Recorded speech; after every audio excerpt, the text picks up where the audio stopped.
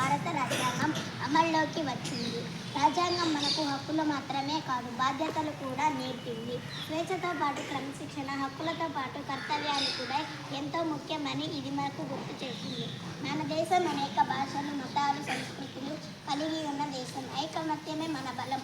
మన జెండాలోని 3 రంగులు త్యాగం, శాంతి, అభివృద్ధిని సూచిస్తాయి. ఈ రోజున మనం నేర్చుకోవలసిన ముఖ్యమైన నైతిక విలువలు: దేశాన్ని ప్రేమించడం, నియమాలను పాటించడం, పెద్దలను గౌరవించడం, చిన్నవారిని ఆదరించడం, నిజాయితీగా జీవించడం. మన దేశాన్ని స్వేచ్ఛగా చూడడానికి ఎంతోమంది దేశభక్తులు తమ ప్రాణాలను త్యాగం చేశారు.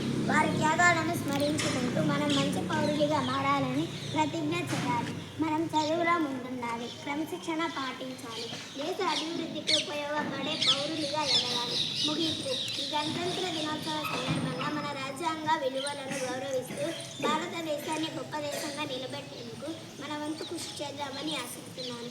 జై హింద్. ధన్యవాదాలు.